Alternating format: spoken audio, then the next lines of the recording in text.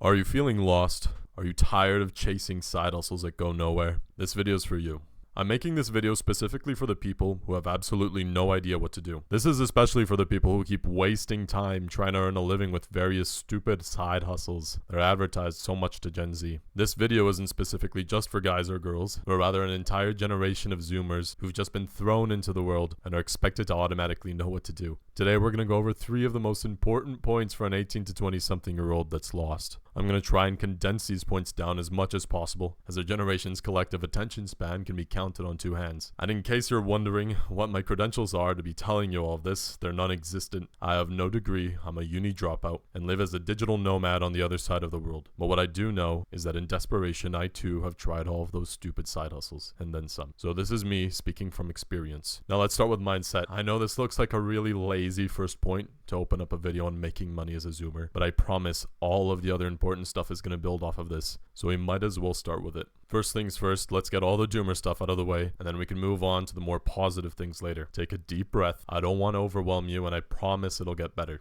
Now, the world owes you nothing. It was here way before you, and it'll be here way after you. If you feel like the world is being hard on you sometimes, it's because it is. It doesn't love you. Now, that doesn't mean that it hates you. It just means it's indifferent. The positive being that you know what to expect from it, generally. It's important to be resilient because life is incredibly unfair, especially towards Zoomers. Gen Z is an afterthought to the generations that came before it. Boomers and Gen X have had a massive head start on us when it comes to buying everything up and exhausting most of our limited resources. Unfortunately, no one is coming to save you. You will not wake up one day with a random $1 million added to your bank account. It just won't happen, okay? So now here's the positive part. If you can survive through all that doomer stuff, if you can live with all the depressing facts of the hand you've been dealt with, get over the fact that statistically speaking, you're 90% likely to have some level of anxiety, depression, or other mental issue, then you can get over absolutely, and I mean absolutely anything. Nothing can stop you. Now let's look at some real things you should be applying to your life right away. Firstly, please stop doing these stupid side hustles. The reason I call them stupid is not because they aren't valid jobs, but rather nothing in life is a side hustle. You are either 100% focused on your work or you don't do it. When it comes to making money, there's absolutely no lazy way to make it. Believe me, I've tried looking through thousands of videos of dropshipping, freelancing, course creation, drop servicing, etc., etc. In desperation, I've tried doing them. I've spent over a year of my life trying, and in the back of your mind, you know it's just a scam. But you do it anyway because there's no other choice. Who knows? It might work out, and I'm sure it has worked out for some people, but there are thousands of others trying to do what you do, and to succeed, you have to be better than all of them in your niche. I also don't want to completely discourage you. I personally have been able to find online work and have worked really hard at it, and I'm definitely able to get by.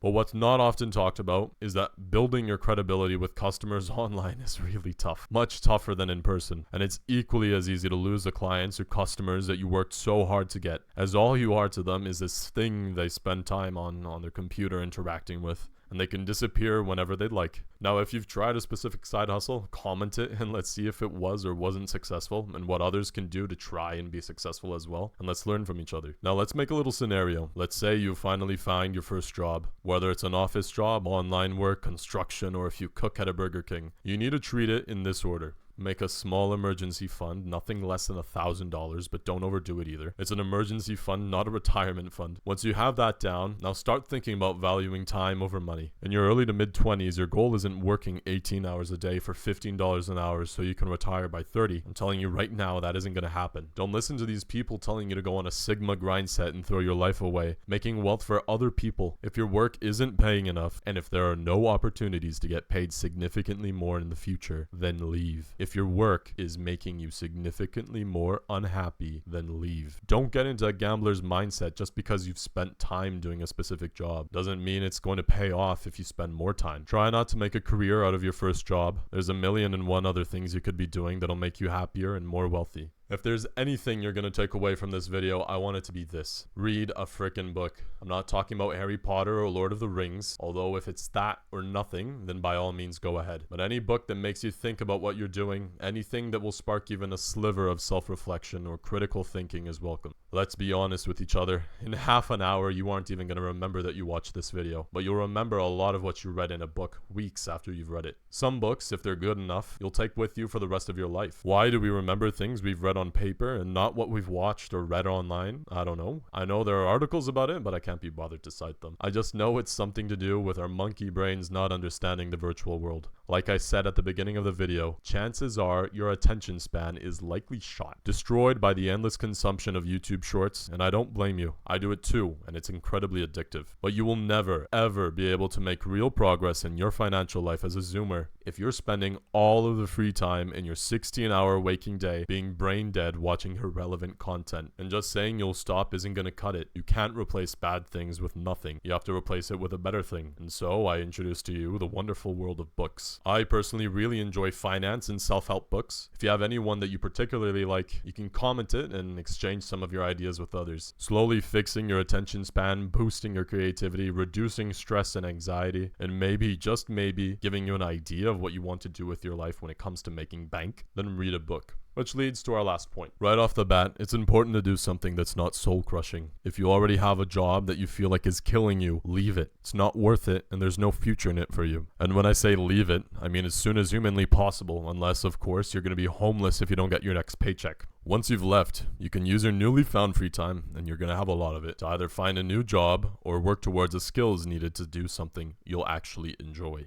What should I get into, you might ask? Well, take a look at yourself for a second. Are you an introvert or an extrovert? Do you have a high or low social battery? That'll answer the question of whether you want a job with a high or low customer interaction. Then make a list of what you're curious about, whether it's finance, medicine, boxing, shoemaking, or playing Five Nights at Freddy's. It doesn't matter that much. Just try and compare that to a list of what is actively sought for by the market and what has a higher pay. As we already talked about, you're in your 20s. Finding something that will reward your time adequately is far more important than wasting your youth working for very little. Remember that literally anything can be monetized, some more than others, but services and products can be created out of anything you do. Of course, you should take a look at your current lifestyle or the lifestyle you want and plan accordingly. If you want a lot of free time and are okay with not making as much, then you probably shouldn't try to be a lawyer. Now, if you do want to make a lot of money, then you probably shouldn't be an English tutor. I separated this into a bit of a half point since it's still connected to what we just talked about, but sort of deserves its very own special section. Of course, you should take a look at your current lifestyle or the lifestyle you want and plan accordingly. Let's talk about doing something that you love, where you find purpose in what you do. Now, love and sense of meaning aren't exactly synonymous. You don't need one to have the other, but you generally will find one when you have the other. However, while meaning will get you out of bed in the morning, love and passion is what will get you coming back. There are pros and cons when it comes to working with something you love. You'll definitely be more motivated, more resilient when it comes to dealing with problems that come up at your work, and they will come up. It'll be easier to get more creative when trying to find solutions, and you'll develop skills much quicker when you're passionate about wanting to get something right. The cons, though, are you can without a doubt burn out, since you're probably going to fail at doing what you love over and over again until you get it right. You can have a difficulty in separating your work life from your personal life, and if your personal life is something you're wanting to keep separate from your work, this will definitely be a big downside. And of course, once you monetize something that you love, like a hobby for example, you can grow to resent it and even hate it. Then not only will you lose the thing that brought you joy in life, but now you're stuck working with something that you loathe. Now it's up to you to balance between those pros and cons in order to see what direction you want to go.